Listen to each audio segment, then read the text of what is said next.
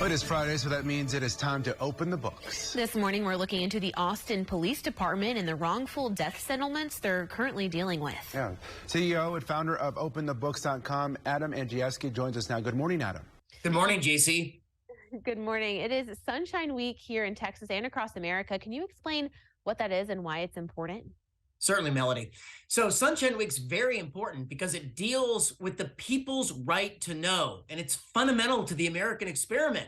For example, in Article 1, Section 9 of the United States Constitution, that's where we, the people, derive the power of the Freedom of Information Act, of the Sunshine Law, of our right to know. It simply states that a regular statement and account of the receipts and expenditures of all public money shall be published from time to time. This means, Melanie, they work for us. Our elected officials work for the people. There's a clear interpretation of this constitutional power today in the internet age. It's quite simply every dime, online, in real time, open the books. And that's our mission at OpenTheBooks.com.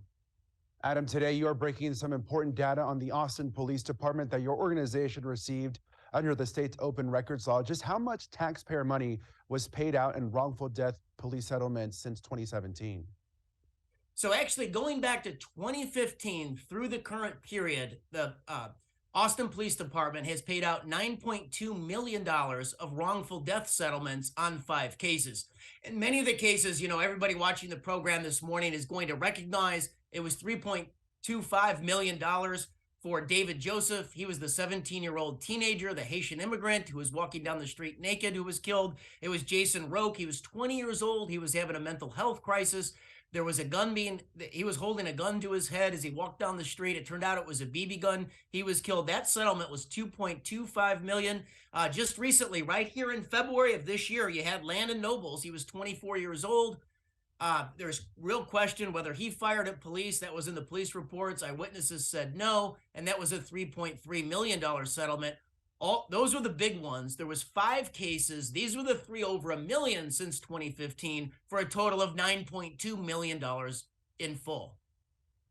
And Adam, how does what you found here compare to other cities?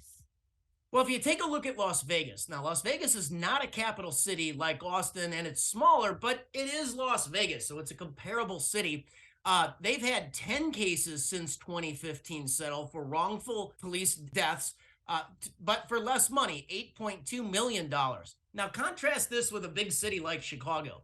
Incredibly, annually in the budget of Chicago for wrongful death settlements and police misconduct, which aren't in these numbers, but they budget $80 million a year. If you added in police misconduct settlements for Austin, the numbers are going to go up sharply. For example, the police department just settled with 2 men who were injured during the summer of 2020 on the civil unrest, and that settlement alone right there was $10 million.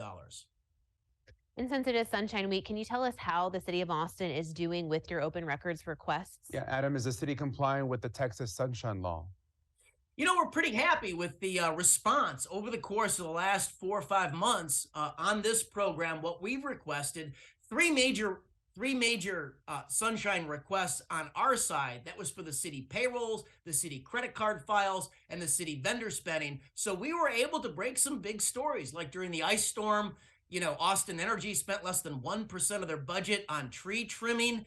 You know, we found that the police head counts had dipped. They're budgeted for 1,800 officers, but they only had 1,500 officers on payroll. Same thing, you know, a severe dip in the head count of the 911 officers. You know, the former city manager made $1 million of cash compensation with his severance pay plus his lucrative salary and contract over the course of the last 12 months. We were able to break these stories because of the power of the Texas Open Records Act and the compliance with the city on producing that information. Adam, we thank you for all the work you've done. Thank you for being with us. Thank you.